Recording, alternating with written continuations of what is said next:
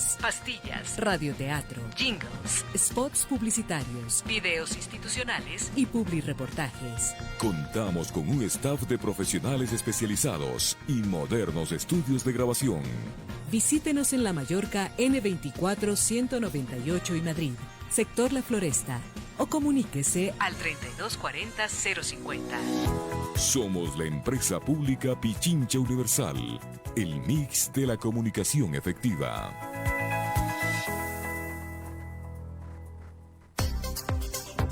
Pichincha Universal es más que una radio. Ingresa a nuestro portal informativo digital www.pichinchauniversal.com.es. Da clic en servicios y conoce nuestra oferta de productos. Somos la empresa pública Pichincha Universal, el mix de comunicación efectiva.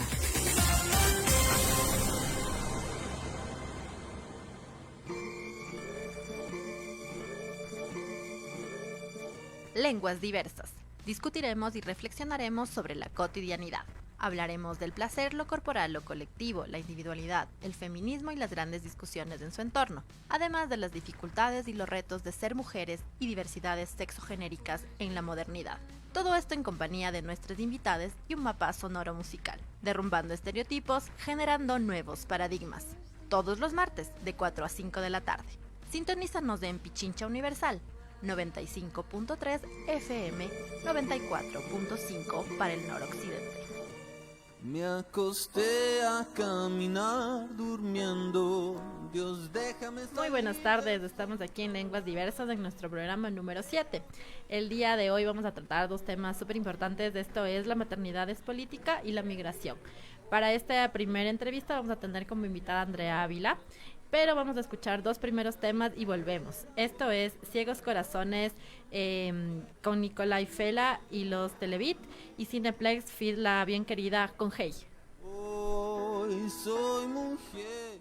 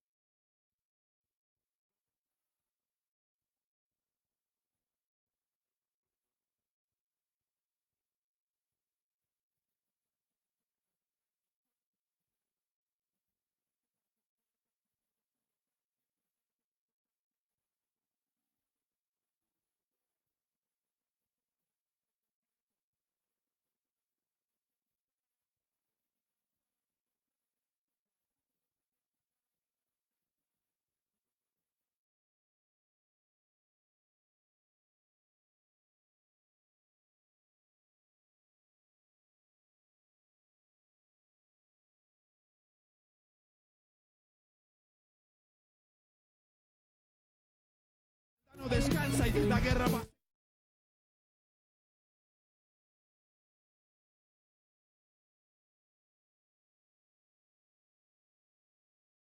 Siempre hay esperanza en el alma de aquel que cree. ¿Para qué canciones? ¿Para qué? Quizás afuera alguno necesita fe. ¿Para qué canciones? ¿Para qué? Para ti mantente en pie, para ti mantente en pie.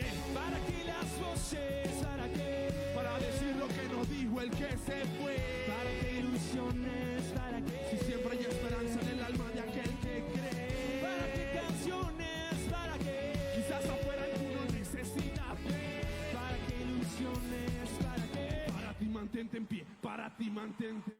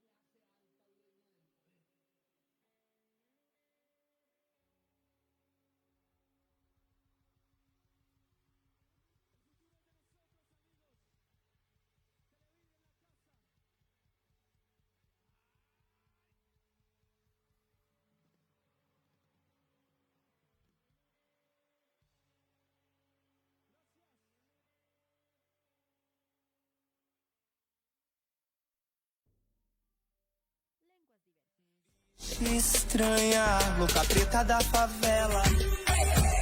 Es un espacio de discusión y reflexión de la cotidianidad, del placer, lo corporal, lo colectivo, lo individual, las dificultades y los retos de ser mujeres y diversidades sexogenéricas en la modernidad.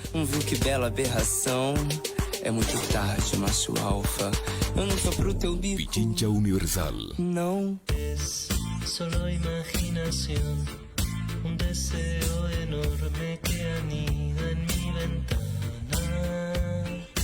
Voy cambiando de lugar. Tú vigilas a distancia.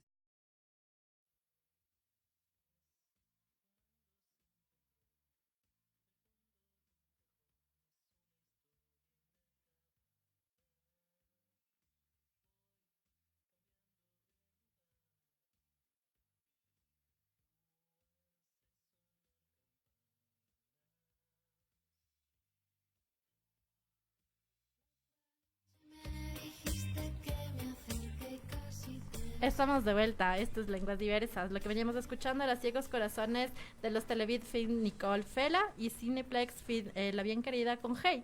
Y ahora tenemos aquí a la Andrea Ávila, que fue mi profesora en la facultad hace un montón de tiempo. Dios mío, eso me hace más vieja de lo que soy. Pero quisiera leerle su pequeño CV currículum, porque me encanta lo que escribió y me mandó. Comunicadora lingüista, está por concluir su doctorado en Ciencias Sociales en la Universidad de Buenos Aires. Durante muchos años dedicó su vida profesional al mundo académico. Dio clases de Ciencias Sociales, Comunicación y Lenguaje en algunas universidades. Pero al ser mamá, su vida dio un giro.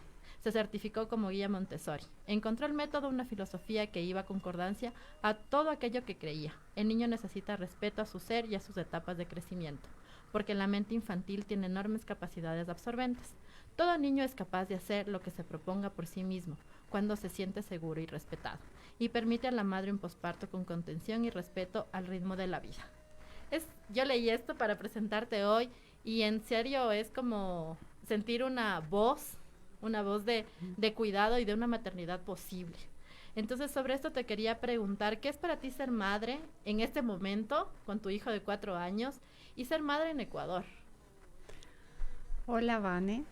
Qué lindo estar contigo. Es una pregunta tan grande porque podría responderte desde lo personal, pero la verdad es que creo que debería ser una respuesta más universal. Y yo creo que ser mamá no supone, bajo ningún motivo, esa visión romántica a la que hemos estado acostumbrados, ¿no? La mamá que se sacrifica, que lo hace todo por sus hijos. Que también hay de eso, por supuesto, no lo vamos a negar, pero yo creo que ser mamá es ni más ni menos que una postura política de búsqueda de derechos también. Y creo que ser mamá es una posibilidad de encuentro con una en la mayor profundidad.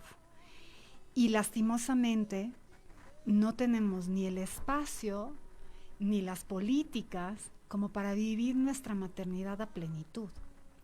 Y entonces ser mamá es una gran experiencia que debería ser valoradísima en toda su potencialidad y debería ser cuidada y protegida, por eso los derechos, pero al mismo tiempo ser madre en un país como el nuestro es un camino cuesta arriba, o sea, vivir la maternidad a plenitud, con lo que los niños necesitan y nosotras necesitamos en la construcción de una de las relaciones más intensas que vamos a tener, no tenemos el escenario más idóneo. Yo siempre digo algo, preguntémonos cuáles son los países con mejor estándar de vida, los países en donde mejor calidad de vida y los países donde hay más gente feliz. Y son los países en donde se cuida muchísimo la primera infancia, de los 0 a los 3 años, y los permisos de maternidad y paternidad son largos, muy cuidados por el Estado, y donde hay una serie de políticas que acoplan medios tiempos, tiempo de trabajo de la madre, del padre, y entonces lo que se está viendo es que no es un tema menor, sino que es el tema, ¿no? Es un tema muy poderoso y que tiene muchas aristas y que tiene que ser atendido con urgencia. Sobre este justo tema del Estado y la sociedad como cuidadores y respetando estas posibilidades de maternidades, ¿cómo miras tú las posibilidades que el Estado ecuatoriano, que tenemos ahora muy cercano, podrían tomar para ser responsables sobre las maternidades de las mujeres y sobre la vida de estos niños y niñas que finalmente para mí necesitan un cuidado materno, ¿no? Y paterno, por lo menos como intentar darle esta maternidad, este permiso de maternidad a la madre, por ejemplo, por 1 año. Para mí me parece que en Cuba es así, que implica también que nuestros hijos y nuestras hijas tengan una salud mucho más fuerte, porque pasas de esta primera infancia con la madre, ¿no? Entonces, no sé, ¿tú cómo miras la posibilidad de que el Estado mire de una forma distinta, o cómo podemos pensar al Estado para que cuide de esta salud de madres e hijos? Yo creo que el Estado ha hecho algunos avances, sin lugar a dudas. Es decir, tenemos ya el permiso de maternidad que se puede extender hasta 1 año, hay permiso de paternidad que es muy cortito, porque el padre también tiene derechos, o sea, tiene derecho a criar y a proteger el nido. También hay mucha declaración de intenciones, por ejemplo, la exigencia de los lactarios en todas las instituciones públicas y ahora privadas, todo el protocolo para establecimiento de parto humanizado, por ejemplo, ¿no? Que el evitar la cesárea, todas las leyes y las políticas para desarrollar la lactancia y que la lactancia se respete. Es decir, hay muchas declaraciones, pero en los hechos también hay muchísimos problemas. Es decir, todavía pasa que las mujeres en una entrevista de trabajo tienen que decir cuántos hijos tienen o cuántos hijos piensan tener o si tienen pareja. O empresas, yo trabajé en una hace años y me acuerdo claramente que teníamos un seguro privado de salud que no tocaba maternidad. Y la justificación de los jefes, todos hombres, es que luego van a comenzar a embarazarse. ¿En serio? Embarazarse es una cosa así como... Una enfermedad. No solo una De enfermedad, muerte. sino una opción que se tiene que tomar tan a la ligera. Oh, tengo seguro médico, me voy a embarazar. ¿En serio? ¿De verdad? Y entonces tenían bloqueado el seguro médico extensivo a maternidad. Estas cosas pasan. He visto estoy en muchísimos grupos con muchas mujeres. Y cuando tocamos del tema lactancia, por ejemplo, o el tema permiso de maternidad, incluso muchas mujeres que tienen negocios dicen, es un problema realmente. ¿Cuál problema si es que ustedes no lo están pagando? Lo paga el Estado si es que somos afiliadas. O sea, ¿cuál es su problema en realidad? Pero entre ese desconocimiento hay muchos tabúes y todavía nuestros derechos están todo el tiempo mancillados. Esto de personas a las que... en su lugar de trabajo les ensuciaban el lugar donde iban a sacarse la leche, confinadas a un baño, ¿no? Donde no había la más mínima limpieza. A una le desconectaron un día, que es solamente una madre que se saca leche para dársela a su hijo, sabe lo que es. Le desconectaron la refrigeradora para que se le pudriera la leche que se había sacado. O sea, hay unos casos de acoso a la lactancia brutales en donde no hay control. Y luego está toda la parte del parto, ¿no? Es decir, no hay acompañamiento, la madre no puede ser acompañada en muchos hospitales públicos. Yo vengo de hacer una investigación muy personal sobre prematuros. Y a mí me ha conmovido profundamente que en los hospitales públicos, hasta el día de hoy, las mujeres que tienen prematuros duermen en el piso porque tienen que darles de lactar a sus hijos cada 2 horas. Duermen en el piso. ¿En serio? Y entonces esos casos no se tocan, no se ven y hay mucha vulneración de derechos.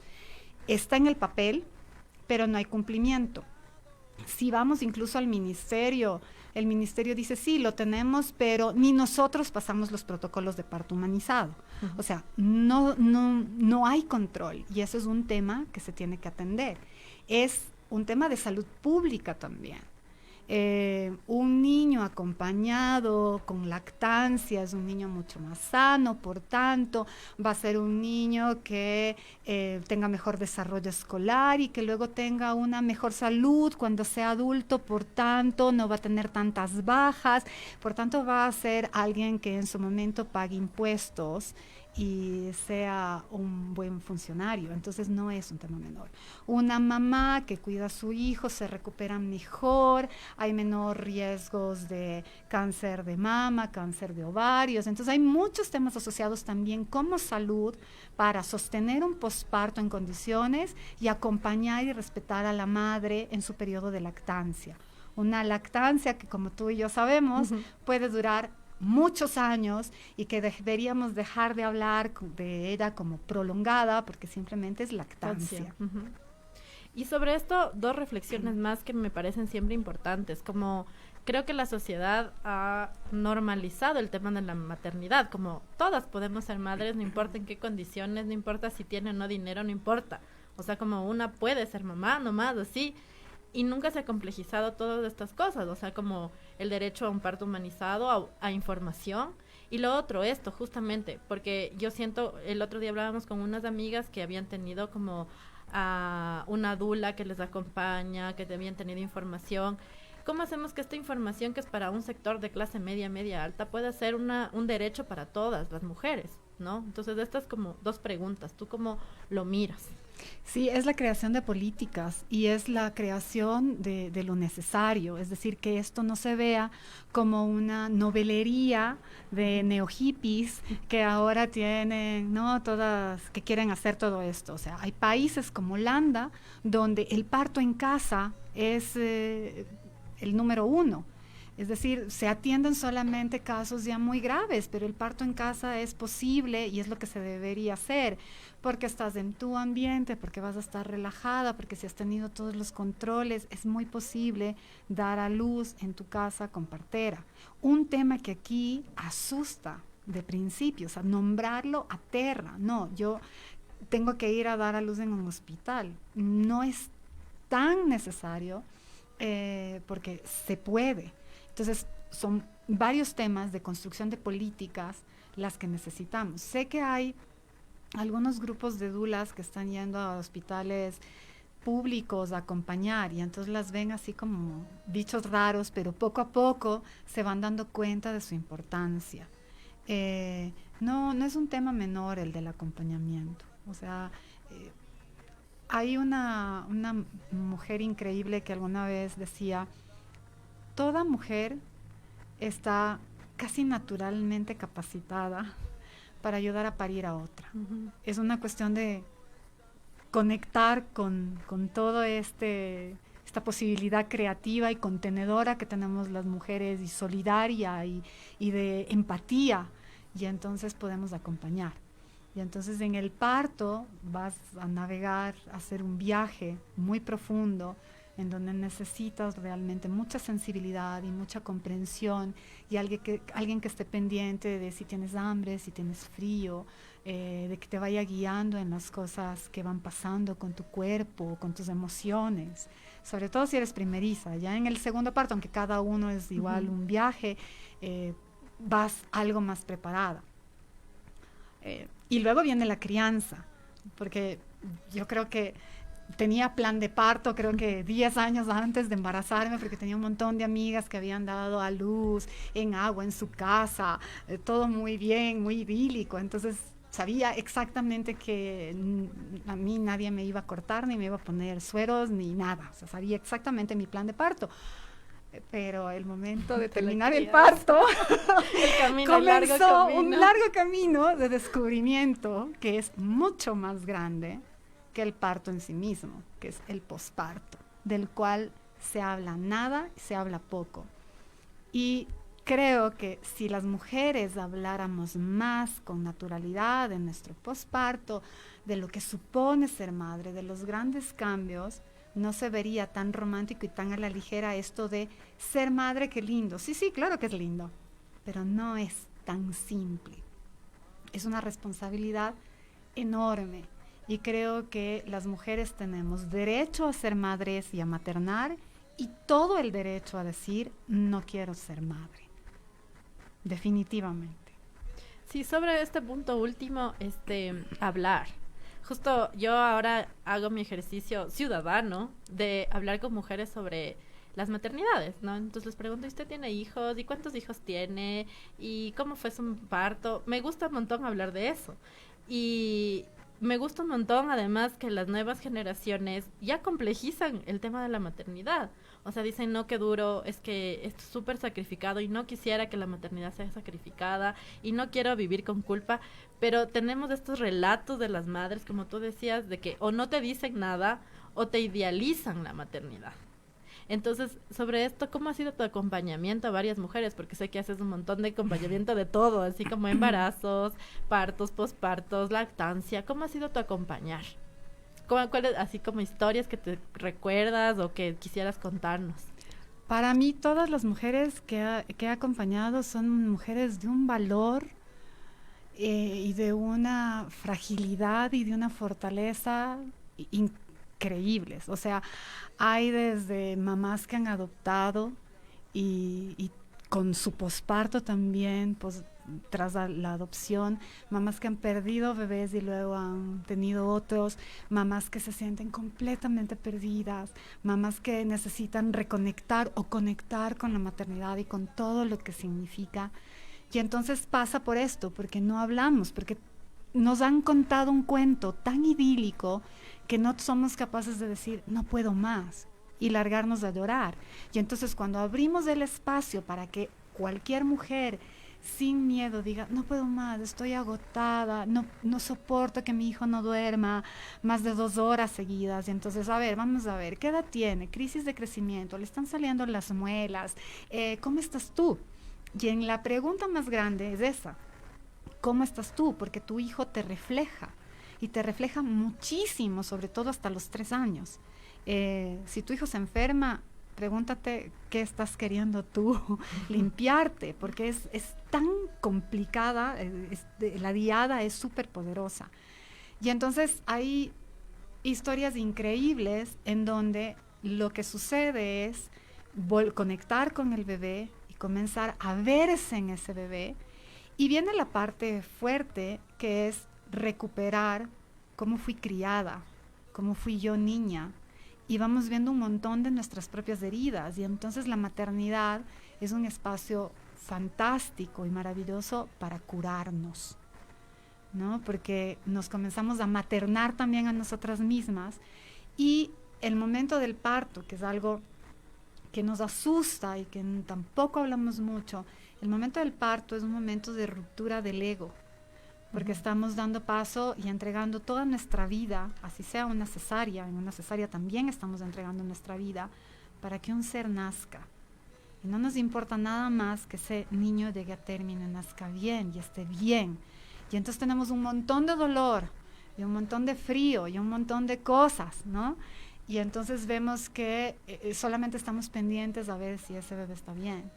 Y yo me acuerdo, dije, ahora entiendo esto de las lobas que pueden estar, ¿no? Así como si alguien se acerca a mi cría, salto, sí, tal cual. Vamos a hacer un cortecito musical y volvemos con esto. Entonces nos vamos ahora con Manu Chao Clandestino y Puduku School con La Migra. De los bichos raros.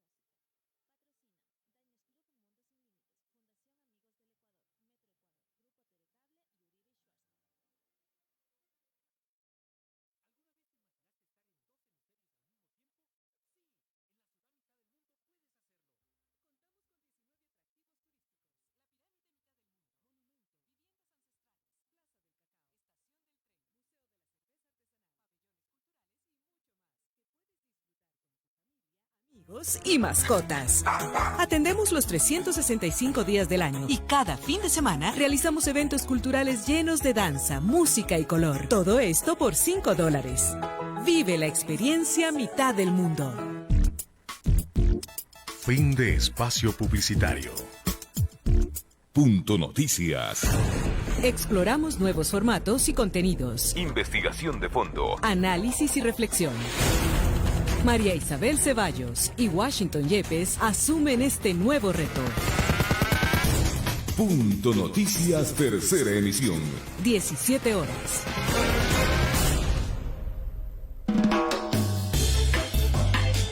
Lenguas diversas.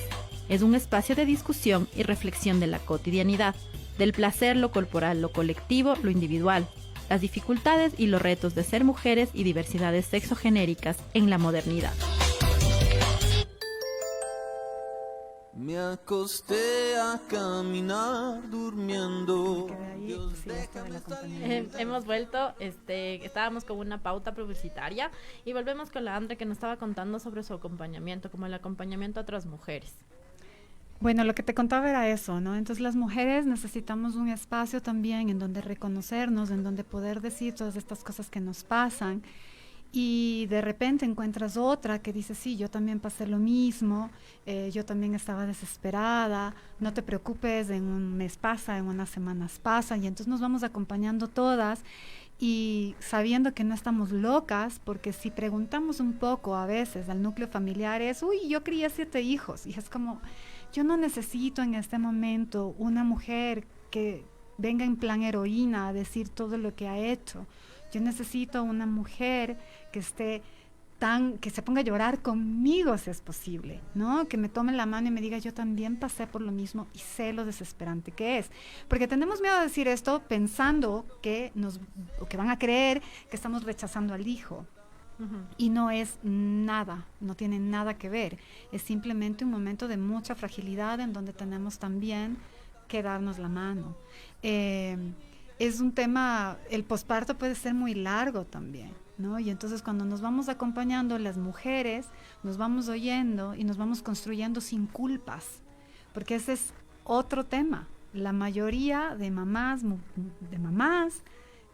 que más sienten es culpa de estar haciéndolo mal, culpa de tener miedo de decir, le grité a mi hijo, o le castigué a mi hijo, o hoy me porté mal con mi hijo. Y entonces cuando abres el espacio para decir, a ver, cuéntame cómo estás, cuéntame qué pasó, a ver, vamos a ver, esto le está pasando a tu hijo, ay, no me di cuenta, más tristes, ¿no? Pero si le decimos, bueno, a mí también me pasó, y a fulana también le pasó, y a todas nos pasó, entonces nos vamos acompañando, y siempre hay una posibilidad, que esa es la base. Una cosa es decir, tuve una mala acción con mi hijo, y no lo entendí, o con mi hija, y no la entendí, y otra muy diferente es justificar ese comportamiento y pensar que está bien. Y entonces cuando haces esto y dices, no está bien, necesito ayuda para hacerlo mejor o que no estoy entendiendo, se da la posibilidad de reparar y de crear resiliencia. Y los hijos nos necesitan también humanas, nos necesitan con la capacidad de equivocarnos y de que nos demos la vuelta y le digamos, lo siento, no estuvo bien lo que hice, no te traté de la manera más adecuada, me perdí, estaba estresada. Y entonces para ellos es un alivio porque los niños lo toman todo muy a personal y piensan que todo es su culpa. Y entonces van construyendo ahí unos desencuentros muy grandes. Y nosotras tenemos que volver hacia nuestra fortaleza emocional, hacia nuestra madurez emocional para acompañar a este niño a caminar o a esta niña a caminar y a transitar en la vida. No es un proceso simple, ni de 3 años, ni de 3 meses. La vida. Es la vida. André, muy contenta y muy feliz de haberte tenido en este programa. Esperamos que las mujeres y madres y padres que nos han acompañado esta pedacito de programa se hayan quedado con un par de ideas sobre todo esto, ¿no? Que la maternidad es política y que hay que acompañarnos, que hay que dejar de crearnos unas superheroínas, de idealizar la maternidad, sino más bien intentar como encarnarla y buscar esta ayuda, este acompañamiento, este juntarnos, este llorar juntas. Gracias, André, por estas palabras hermosas que hemos compartido esta tarde. Gracias, Vane, a ti, por el espacio, por la calidez y el cariño, como siempre. Ahora sí, nos vamos con estos 2 temas musicales. Esto es Manu Chao con Clandestino y Voodoo School con La Migra. Volvemos con La Migración.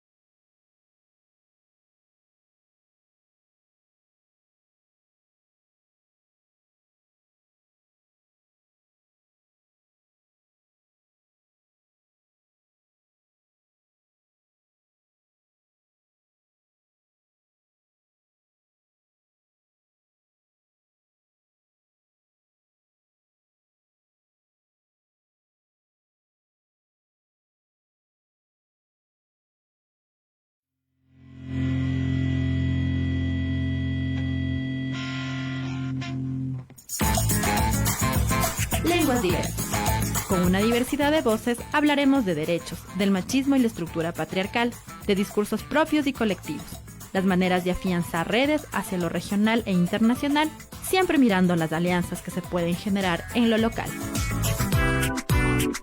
Me acosté a caminar durmiendo. Estamos de regreso en esta segunda parte del programa. Estamos con el secretario ejecutivo de Caritas de Ecuador, el señor García, que nos acompaña el día de hoy, para hablar un poco de la migración, este tema que nos está topando, que nos está interpelando como sociedad y como Estado, sobre todo por este episodio último que ha pasado con los migrantes colombianos que están en Cancillería y que han sido fuertemente reprimidos y, digamos, expulsados de la Cancillería, no violentados. Queríamos preguntarle ahora, buenas tardes, ¿cómo es que Ecuador está viendo la migración en este momento? Bueno, claro, Ecuador tiene muchas miradas, ¿no? Una mirada sería la del gobierno, otra mirada sería la de los organismos internacionales de la ONU, otra mirada, pues muy distinta, es la de las organizaciones sociales que estamos acompañándoles, y otra mirada sería la de los ciudadanos, las personas que vamos por la calle y que estamos viendo esta realidad. Son miradas muy distintas, pero hay algunas miradas que son muy inhumanas. La mirada del gobierno es absolutamente inhumana, degradante. No condice con un gobierno que tiene una constitución que dice lo que dice la constitución. Justo nos ha traído la constitución. Leamos lo que dice la constitución para todos y todas los que nos están acompañando este día y cómo el tratamiento de este tema de migración es ilegal. La gente que está migrando no es ilegal, está irregular, pero el Estado lo está actuando de una forma ilegal. Bueno, para ubicar por qué leer esto, cuando el presidente, después de aquel acontecimiento tan terrible del asesinato de una mujer en Ibarra, sacó aquel comunicado y pronunció aquellas medidas, la Red Clamor hicimos una demanda de inconstitucionalidad que fue aceptada. Y en esa demanda poníamos que en el artículo 3, número 1, con carácter mandatario y como un deber primordial, dice la Constitución de la República, garantizar sin discriminación el efectivo goce de los derechos establecidos en la Constitución y en los instrumentos internacionales. Y en el artículo 11, a que llegamos, dice: nadie podrá ser discriminado por razones de etnia, de lugar de nacimiento, edad, sexo, identidad de género, cultural, estado civil, idioma, política, pasado judicial. Esto lo dice la Constitución. Nadie podrá ser discriminado por su pasado judicial, por su condición socioeconómica o por su condición migratoria. Sí, justamente algo que me llamó la atención de lo que nos decía, hay seres, instituciones que están actuando de manera inhumana. Sí. Frente a eso, la gente que tiene la posibilidad de mirar la migración como un acto de desesperación de la gente, porque siempre yo digo, la gente no está saliendo de su casa donde tiene comida, alimento y está bien para ir a otro país. Eso es muy raro. Tenemos una oleada de gente que necesita un espacio donde poder tener una vida digna. Entonces, frente a eso, las organizaciones, ¿cómo nos dicen que debemos recibir a la gente? ¿Cómo podemos hacer que su paso por aquí o su llegada sea más digna?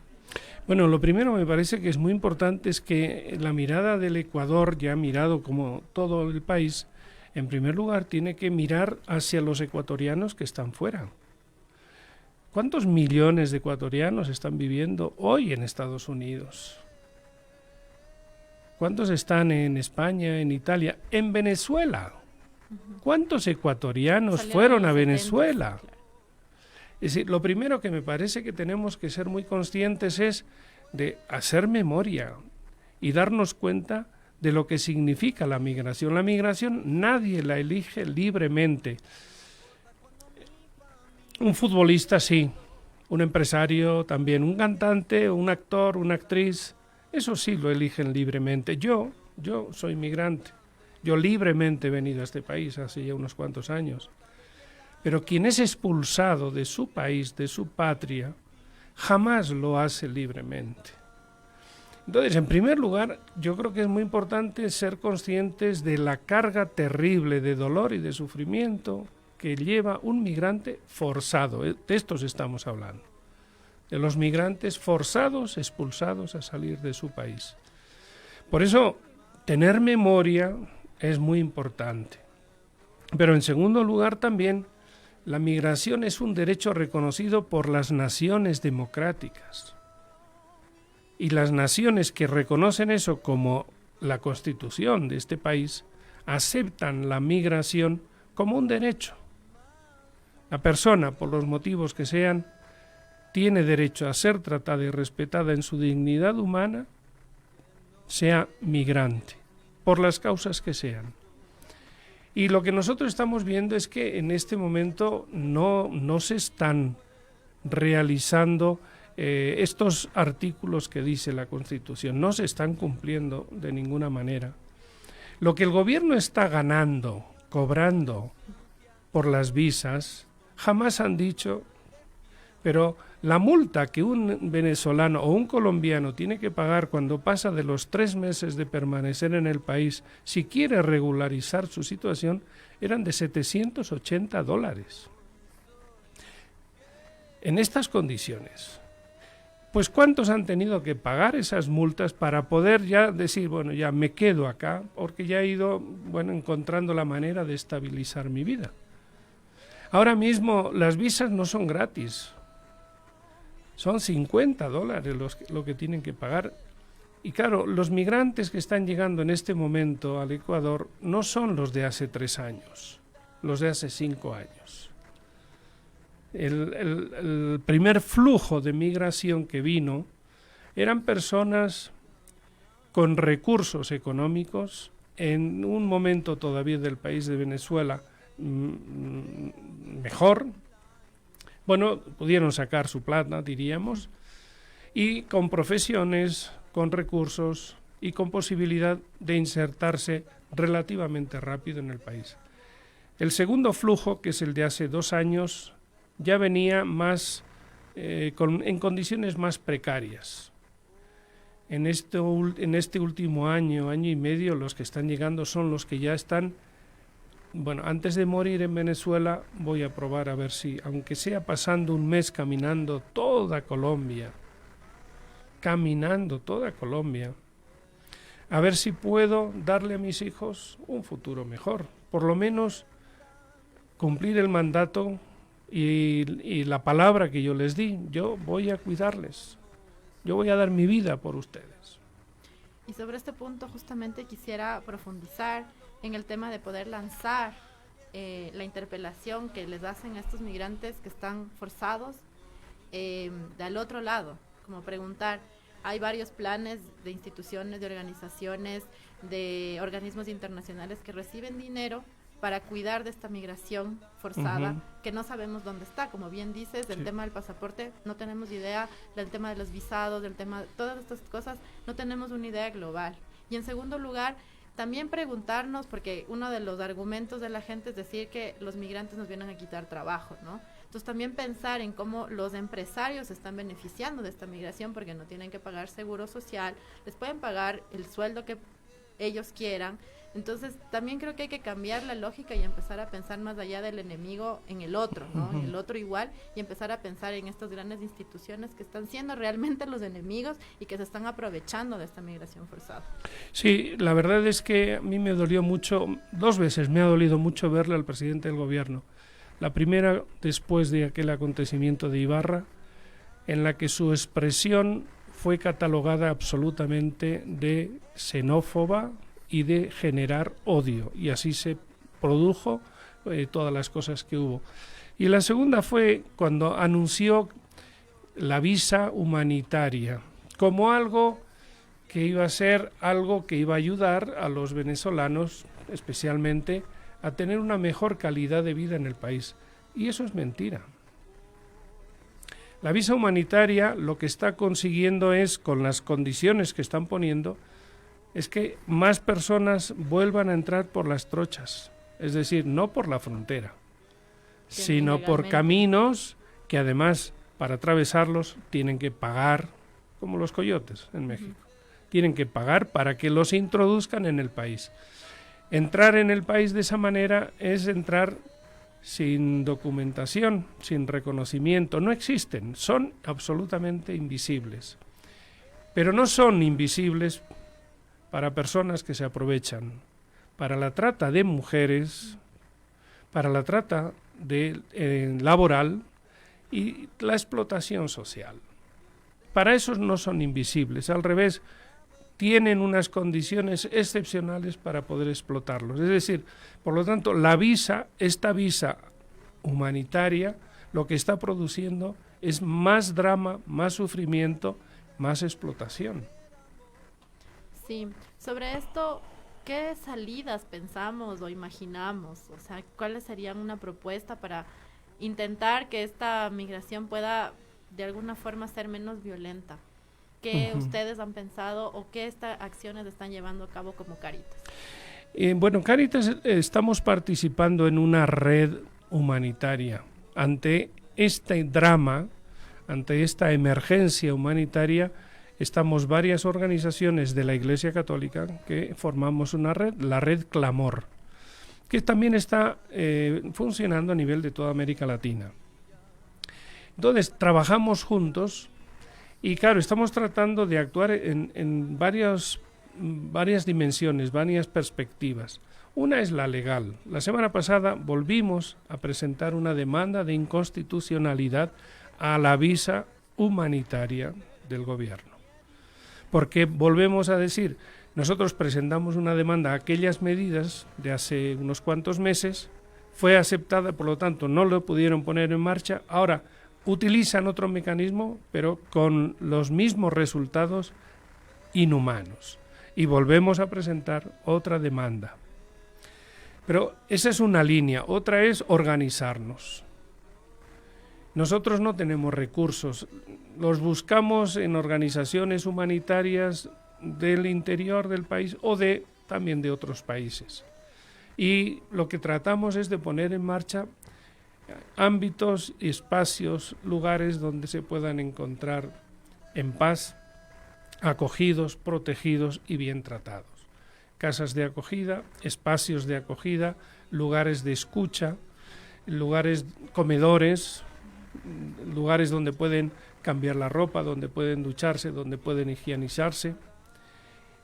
Eso es lo que nosotros estamos promoviendo. Y entonces, hace 2-3 años había como un corredor que atravesaba el país, diríamos la sierra, desde Tulcán, Ibarra, Quito, y bajaba Cuenca hasta Machala y Loja. Tenemos que cerrar la entrevista, Sexto, perdón, pero agradecemos un montón todas las palabras que nos has contado el día de hoy y pues a la gente que quiere sumarse a Cáritas, a la red, abiertos a la colaboración. Hay varias personas que están recogiendo ayuda para la gente migrante y sobre todo cambiar el discurso, buscar la forma en que la xenofobia no camine más. Mañana y pasado mañana tenemos un encuentro nacional de la Red Clamor. La semana próxima podemos volver otro día y les cuento en qué quedamos. Perfecto. Muchas gracias por acompañarnos a este programa Lenguas Diversas. Nos vemos la próxima semana. Gracias. Me acosté